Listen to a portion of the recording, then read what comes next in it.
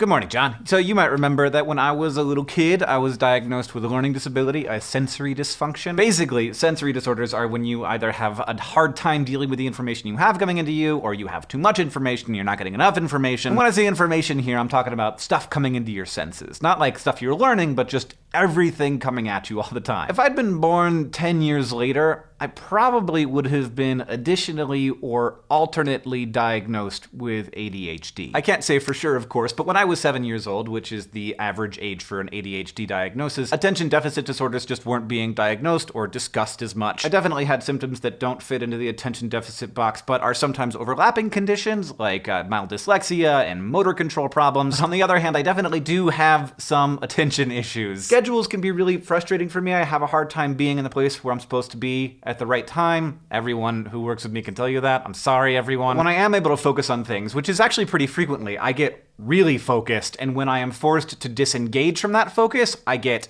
irrationally angry. I'm always searching for new things to create. You might have also noticed that. And I wear holes really fast in my socks because my toes never stop moving. They're going right now. I've gotten pretty good at managing these things with the help of friends and family and tutors and teachers, and thank God, an assistant now. How did I ever function without help? But I still often hurt people's feelings or annoy them by going somewhere else in my head when people that I care about are talking to me. As I've previously said, I'm often late for stuff, which makes people think that I don't care about them. And sometimes I have very difficult to control flashes of rage in grocery lines. But here is a general thing about psychological disorders, which we're discussing now on our new channel, SciShow Psych, by the way. Disorders are only classified as disorders when they're ongoing, frustrating impairments. And I, especially now, am less impaired by the different way that my brain maybe works. That's because of great support from family and from teachers, and it's because I've gotten myself into situations where the different way that my brain works is actually maybe an advantage rather than a hindrance. And it's also because of, like, economics. My parents took me to a handwriting therapist who was like, "Can you get this kid a computer? Because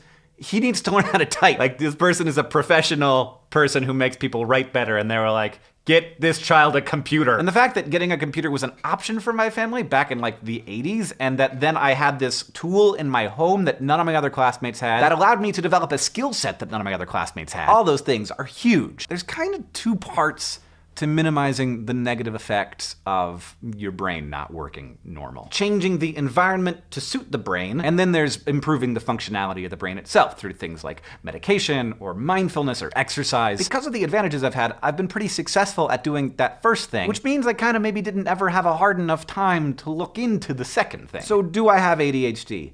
Maybe, but I'm definitely dedicated to doing my best to understand my own shortcomings and to develop techniques and habits to deal with them. And I've learned some of those habits by living inside of my own body, but I've learned others from people who have ADHD and are talking openly and honestly about it, and also from people who work with people with attention disorders. I think by now I've gotten through the hardest parts of living in my brain, you know? Like figuring out how to cope for all the ways in which my mind isn't perfect for the situations it finds itself in. I am proud of that. I think that it took a lot of hard work, but it also took a lot of help. Help that I got in spades because of my economic advantages, because I was diagnosed with a sensory processing disorder early on, and I had a lot of great tutors. In short, I've been very lucky, and I've had lots of help. If you think that you might have ADHD, I have a video to recommend for you. It's very good. It was the thing that inspired me to make this. Figuring out how to live in your own mind and your own body is like the task of your life. And there's no reason to think that you have to take that on alone.